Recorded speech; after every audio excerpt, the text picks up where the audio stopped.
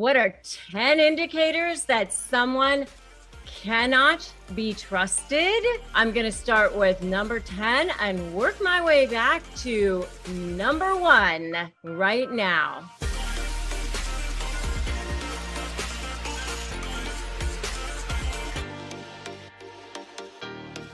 Hey there, I'm Rebecca Zung. I am an attorney. I'm a narcissist negotiation expert. And on this channel and in these videos, I break down exactly how to powerfully shift the dynamic with narcissists in your business life, in your personal life, just when you're talking with them and when you're dealing with them, if it's a toxic person, if it's a crazy person, if you want to be able to figure out a way to communicate with them in a way that shifts the dynamics so that you come out feeling unscathed and setting yourself up so that you are feeling valued and respected and in control so that nothing and no one can ever mess with that, then I invite you to subscribe to this channel and hit that notification bell. And what we're tackling today is 10 indicators that someone can't be trusted,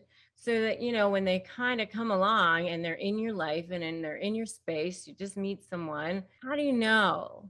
How do you know that they can't be trusted? So we're going to start with number 10 and we're going to work our way up to ding, ding, ding, number 1 red flag. All right. So let's start with number 10. Number 10 is that they keep secrets.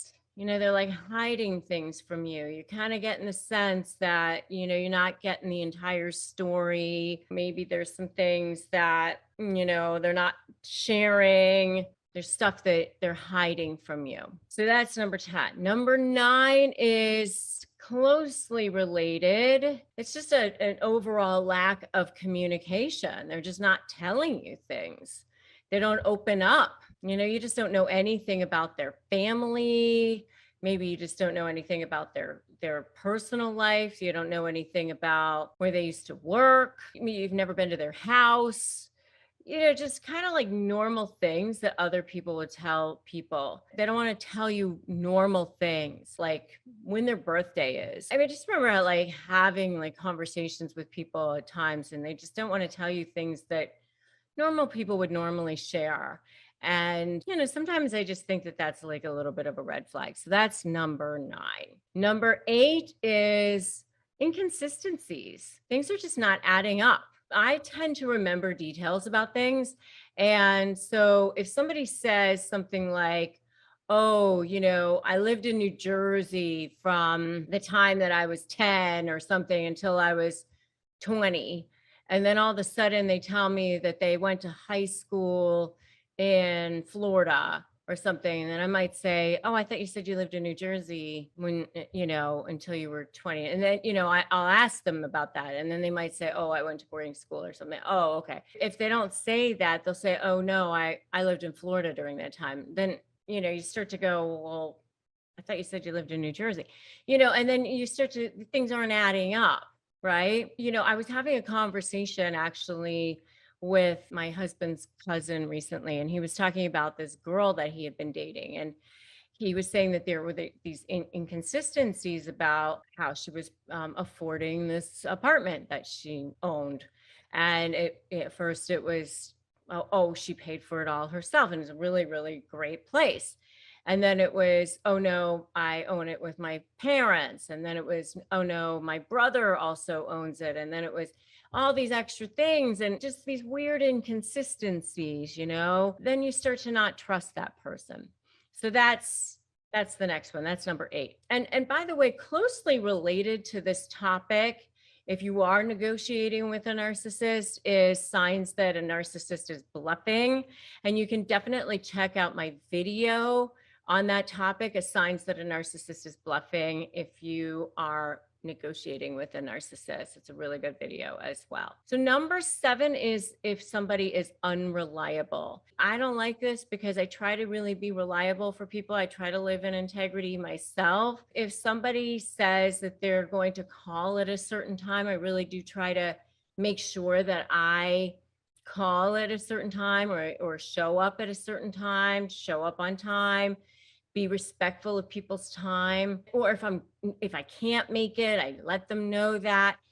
But if somebody is unreliable and they don't complete work when they say they're going to, or they don't call when they say they're going to, if they ghost you, that's not a good sign. Especially if you're starting a relationship with a person, they say they're going to call you by noon and then they don't. They say they're going to call you, the next day and then they don't. That's not a good sign. Okay, so that's, just being unreliable in general, not a good sign. The next one is ignoring boundaries, fast tracking a relationship. Immediately they have to move in, immediately they want to be partners, immediately they want to fast track everything. They're ignoring your boundaries. They're saying, you're saying, well, let's slow this down. Immediately they're doing everything right away, even if you're saying, no, no, no, no. That's definitely not a good sign either, especially with narcissists, because they do want to fast track everything right away. They want to get immediately into your space so that they can start to take over things. And, with narcissists, they want to get people you trust out of the way too. They want to take over your finances right away. Not a good sign. Number 5 is, moodiness. They get volatile 1 minute, charming the next, super love bombing, and then ghosting and raging the next minute. That is not a good sign. Very narcissistic sign, by the way. That's one of the things that they start to do to test you, to start conditioning you. Definitely not good. And if you do know somebody that you can't trust, you definitely want to run for the hills. And I want you to write that in the comments right now. Run for the hills if you know somebody who can't be trusted.